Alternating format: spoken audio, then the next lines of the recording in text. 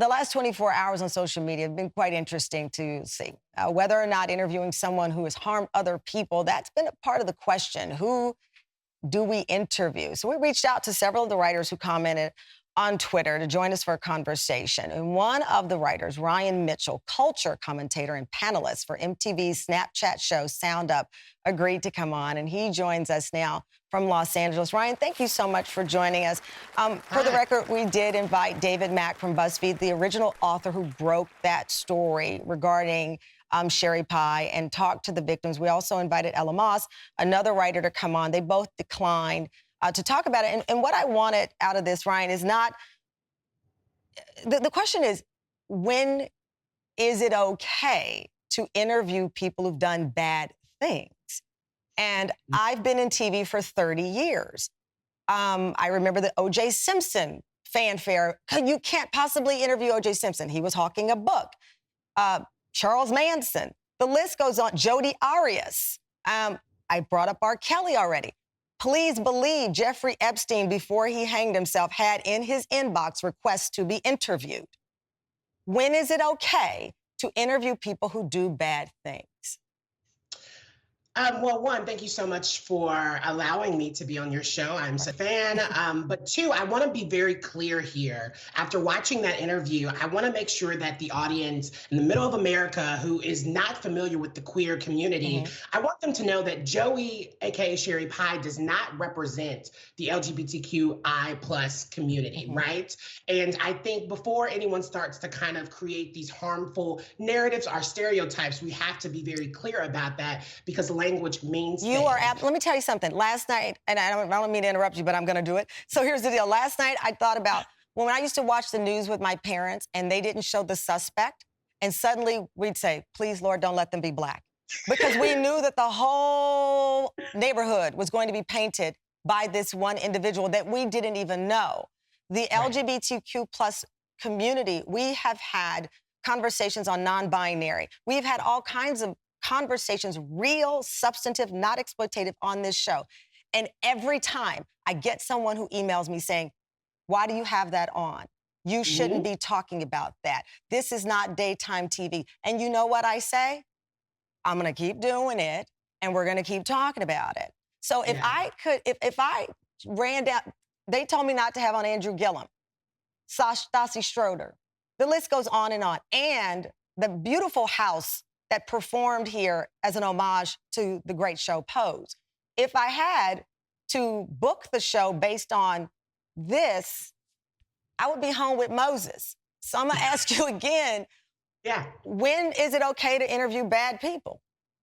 Yeah, I think it as someone who does this, I also interview folks. I'm also talking to people, and I have no problem with saying my opinion. I think we have to be careful and sensitive to a lot of what comes with that, right? It's a privilege that we can have. You have this platform to bring someone on like a Joey to come on and basically rebrand themselves. I think, one, how is this person going to be moving this narrative forward? How are they going to be actually being held accountable, right?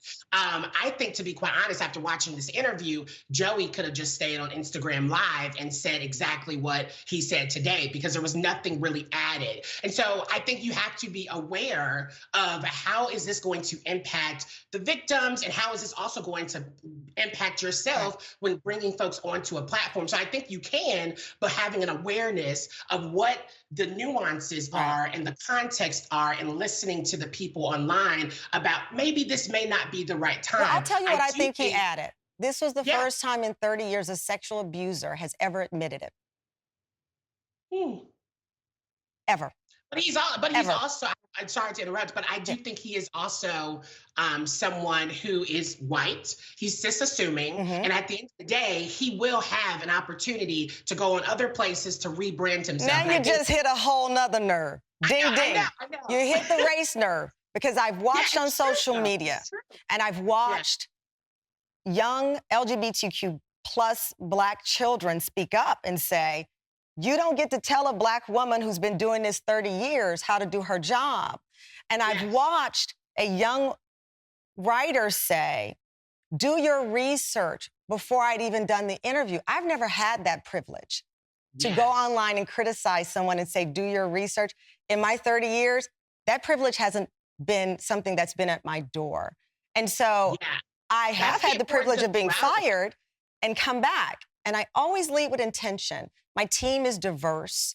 And that doesn't mean just racially. That means LGBTQ plus, moms, non-moms. And we went into this with an intention.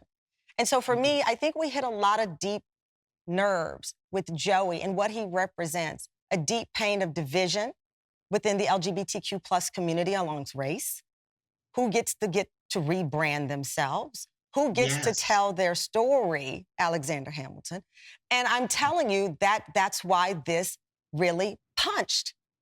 I do Yeah, I believe think if that. you saw, I'm not sure if you saw my tweets, but I think my series of tweets were simply about recognizing the anti-black blackness and racism in the drag race world, right? Especially when most of the criticism was coming from a large group of the same people who were discrediting, I think, your ability to properly handle the sensitivity of this type of topic. I am familiar with your work. I think this was the first time, and a lot of the tweets were saying, well, Tamron Hall, I've never heard of her, and so of course she's doing this for ratings. And for me, I've seen you hold people to, their feet to the fire. And so I was wanting some public accountability here. And I also think it's important to talk about the duality of knowing that, hey, everyone is kind of tiptoeing on that line of misogynoir. Right. And we have to be careful with what the messaging around 100%. And I think I told my executive producer, a lot of these people who don't want to hear from Joey, watch George Zimmerman.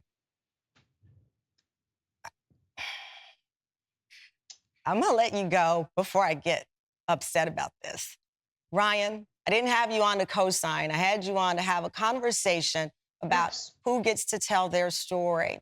And sometimes bad things happen and those bad people are interviewed. Thank you for your time, Ryan. We appreciate you joining us.